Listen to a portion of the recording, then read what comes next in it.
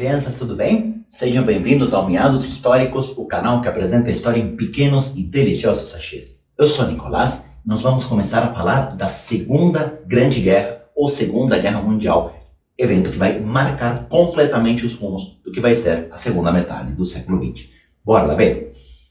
Para entendermos a Segunda Guerra Mundial, antes de entrar de fato na guerra, e talvez mais importante do que a guerra em si, seja entender o cenário que levou até a Segunda Guerra Mundial. Tá? A Segunda Guerra Mundial, ela assume em vários momentos a condição de segundo tempo da Primeira Guerra Mundial. Se a gente fosse pensar no futebol, num joguinho de futebol básico, assim, a gente poderia pensar a Primeira Guerra Mundial como o primeiro tempo e a Segunda Guerra Mundial como o segundo tempo daquela mesma guerra. Há uma continuidade bastante clara entre as duas guerras. Muito dos elementos que vão causar a Segunda Guerra Mundial, muitos dos elementos que vão causar a Segunda Guerra Mundial, a gente vai encontrar lá no final da Primeira. Quer ver? Quando a gente procura entender os antecedentes da Segunda Guerra Mundial, o primeiro elemento que você nunca pode perder de vista é que a Europa e o mundo viviam uma violenta crise econômica. Crise econômica causada pelo quê? Dois elementos aqui de crise econômica. O primeiro elemento de crise, claramente, a Primeira Guerra Mundial. A Primeira Guerra causa um strike na Europa. Mas quando a Europa se recupera, quando o mundo se recupera dos estragos econômicos da Primeira Guerra Mundial, nós temos a crise de 29. Crise de 29, que tem como epicentro os Estados Unidos, e a partir daí começa a se expandir pelo resto do mundo. A economia já era globalizada, todos os países, menos a União Soviética, sofrem os efeitos da crise de 29.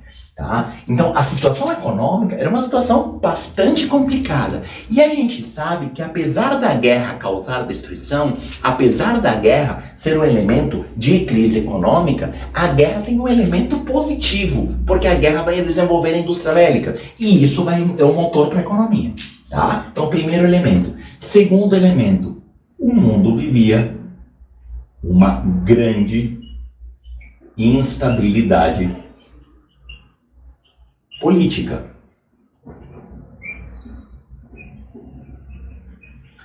Por que eu te falo de instabilidade política nesse momento? Havia, no mínimo, dois grandes problemas em curso que vão marcar essa instabilidade política. Primeiro, você tem os totalitarismos.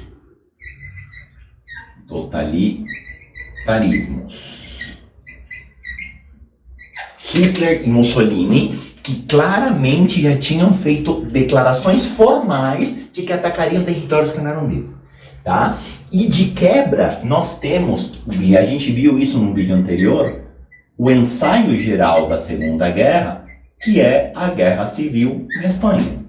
E a Guerra Civil na Espanha, ela mostra duas coisas. Mostra, primeiro, que o cenário de instabilidade na Europa é muito grande, tanto que na Guerra Civil Espanhola nós temos participação da União Soviética, da Itália e da Alemanha, e que nós temos uma Europa que já está ideologicamente polarizada. A Guerra Civil Espanhola, ela mostra a polarização ideológica entre a esquerda e a direita na Europa no período entre guerras. O grupo dos republicanos aliado à União Soviética, um grupo com tendência à esquerda, e o grupo nacionalista para combater isso com o apoio do Hitler e do Mussolini. Então, como pano de fundo de tudo isso, existe a ameaça vermelha, a ameaça socialista. Sim, tudo isso como elementos claros de instabilidade. Certo? Além de tudo, como eu te disse agora há pouco, os regimes totalitários nazista e fascista já deixaram muito claro que vão começar a praticar o expansionismo, que vão começar a procurar territórios que não são próprios. E aqui eu preciso te contar de dois casos, tanto o caso da Itália quanto o caso da Alemanha. O que acontece aqui? A Itália, já no auge do regime fascista, vai atacar a Etiópia. Etiópia, que é um país muito peculiar dentro da África, porque ele é uma exceção. A Etiópia foi um dos pouquíssimos países que não foi partilhado na Conferência de Berlim. Na verdade, é Etiópia, Libéria e Egito. Mas o Egito sofreu uma dominação indireta, um colonialismo informal inglês. E a Libéria vai ter ligação com a França e vai ser usado pelos Estados Unidos para despejar ex-escravos que os Estados Unidos enfiaram de volta na África através da Libéria, que é uma das coisas mais atrozes que aconteceram no início do século XX nos Estados Unidos. A Etiópia foi, dos países africanos, o único a não receber vínculo com nenhum país europeu após a partilha do final do século XIX. E agora a Etiópia vai se transformar em território italiano. E a Etiópia tinha uma capacidade estratégica, a localização geográfica da Etiópia foi fundamental depois para a Itália na Segunda Guerra Mundial. Enquanto isso, e agora que a coisa vai começar a azedar, enquanto isso, a Alemanha, na busca do seu espaço vital, um dos elementos que sustenta a ideologia nazista, vai partir para o ataque de 3 territórios. A Alemanha vai atacar a Áustria, a Tchecoslováquia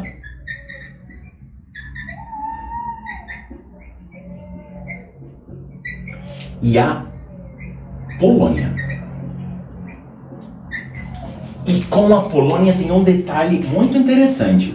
No caso da Polônia, houve uma partilha com a União Soviética, o chamado Pacto Germânico-Soviético de Partilha da Polônia. Tá? Pensa comigo, porque agora a situação vai começar a azedar completamente. A Alemanha não pode fazer isso. Uma das consequências da Primeira Guerra Mundial foi o Tratado de Versalhes. E uma das punições que a Alemanha sofre no Tratado de Versalhes era a proibição de ter armas, de produzir armas, a limitação de soldados para que a Alemanha só pudesse se proteger, mas não pudesse atacar, e a perda de todos os territórios que não fossem território continental alemão. E agora a Alemanha está atacando territórios como a Áustria, a Tchecoslováquia e a Polônia, no argumento do Hitler do espaço vital, no argumento de que a Áustria me pertence, lembrando que a Áustria fez parte do território do antigo Império Germânico, tudo isso fazia parte do Sacro Império Romano Germânico, certo? Após a Guerra Austro-Prussiana, eles se separam, mas Hitler nasce na Áustria e Hitler usa o argumento a Áustria me pertence porque um dia me pertenceu para justificar a dominação nazista na Áustria. No caso da Tchecoslováquia, Hitler vai atacar os Sudetos na Tchecoslováquia, que é a região da casquinha da Tchecoslováquia, certo? No caso da Áustria, o grande alvo eram os guetos, sim? Assim como na Polônia. O famoso gueto de Varsóvia, que eram os lugares onde havia judeus, eram os lugares que o Hitler mais para frente vai utilizar para promover os maiores extermínios. E no caso da Polônia, o que houve foi uma partilha com a União Soviética. Inclusive, isso também é resquício da Primeira Guerra Mundial, isso é resquício do Tratado de Brest-Litovsk. A Polônia, ela nasce de um território que um dia foi o Império Russo. No Tratado de Brest-Litovsk, o tratado pelo qual a Rússia sai da Primeira Guerra Mundial se rendendo para a Alemanha, aquilo vira território alemão. E aí, pós-final de Primeira Guerra Mundial, na partilha pós-Tratado de Versalhes, isso vira um país chamado Polônia, que tanto a Alemanha quanto a União Soviética reivindicam como próprio. E aí começa uma aproximação entre Hitler e Stalin. Aquela que às vezes aparece em formato de charge no seu vestibular. Charges de casamentos entre Hitler e Stalin. E invariavelmente está Stalin vestido de noiva, com aquele bigodão.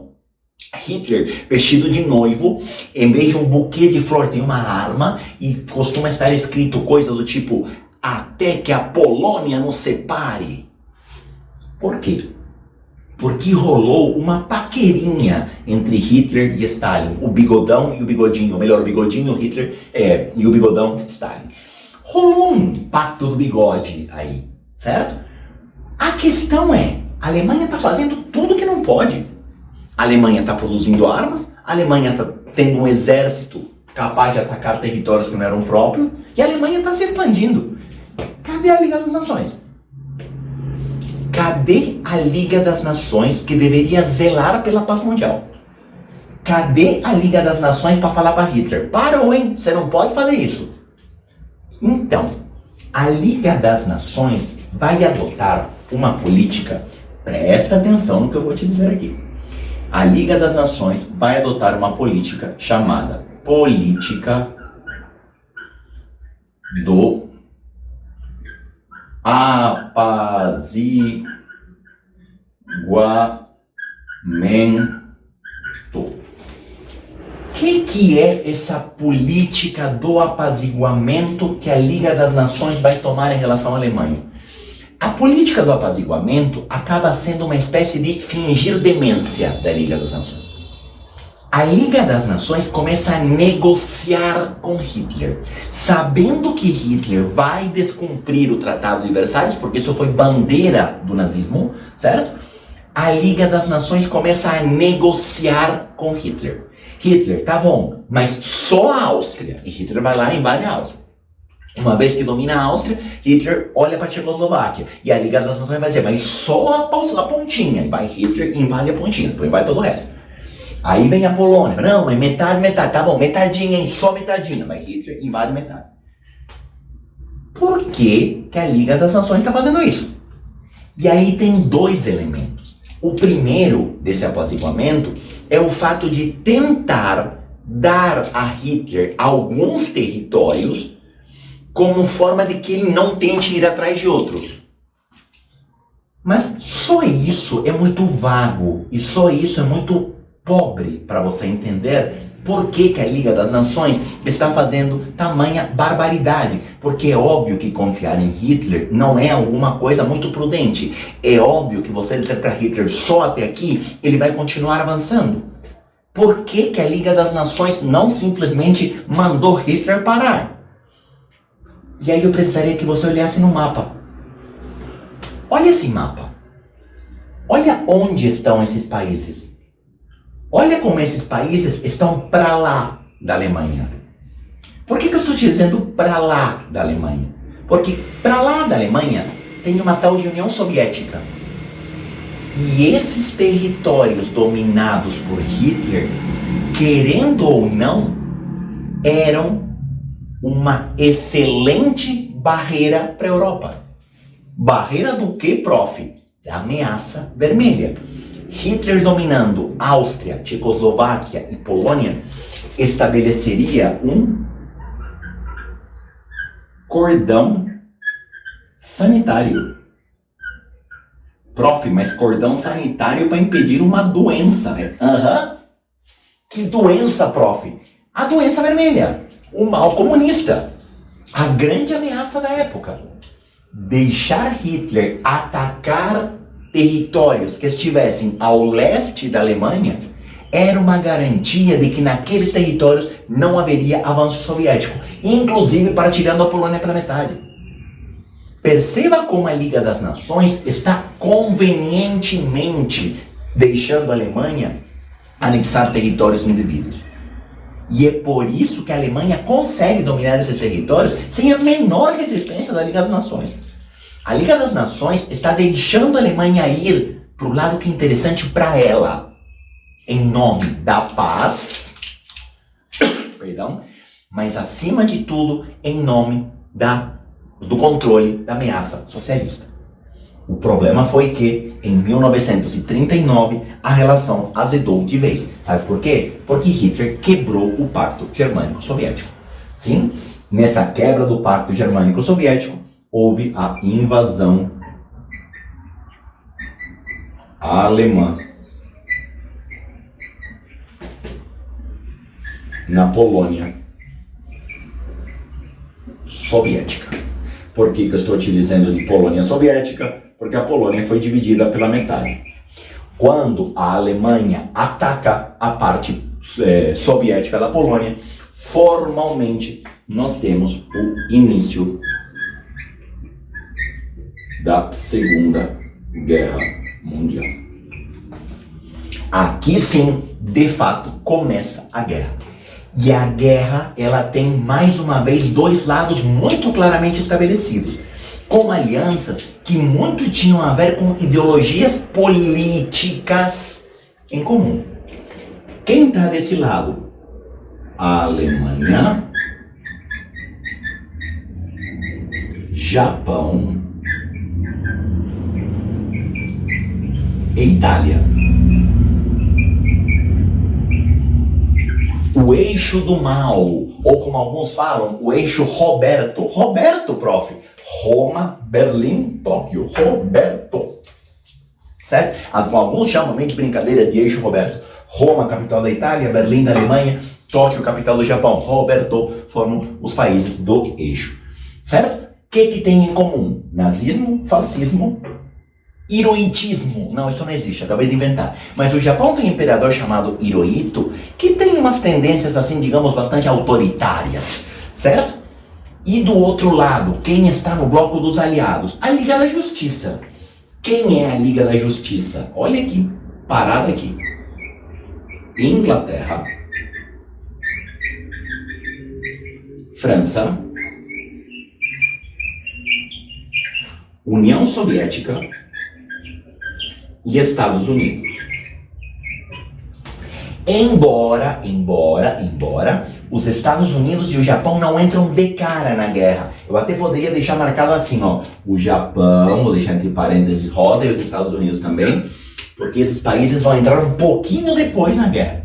Mas, basicamente, o que nós temos aqui é uma reedição da Entente da Primeira Guerra. Tanto que esse bloco também é chamado de Entente. Tá? O Entente é o nome mais da Primeira Guerra, mas como são os países basicamente os mesmos que acabaram a guerra, tirando a União Soviética, às vezes se usa o nome Entente. Tá? Inglaterra e França, de novo, inimizade comum em relação à Alemanha. Olha que parzinho que tem aqui. União Soviética e Estados Unidos lado a lado, prof. Corintiano e palmeirense, quase. E desse lado, uma turma um pouquinho mais, digamos, totalitária, que vai defender governos um pouco menos legais. Lembrando que o Brasil entra na guerra do lado dos aliados, e nesse momento que o nome Palestra Itália não pode porque é Itália, e o Palestra Itália Paulista vira Palmeiras, o Palestra Itália Mineiro vira Cruzeiro. Eu te contei isso na aula de Estado Novo, que por sinal acontece ao mesmo tempo em que está se formando a Segunda Guerra Mundial. É assim que se inicia a guerra. Nos próximos vídeos eu vou te contar o desenrolar e o final da guerra. Beleza? Tchau, tchau, obrigado. Até o próximo vídeo.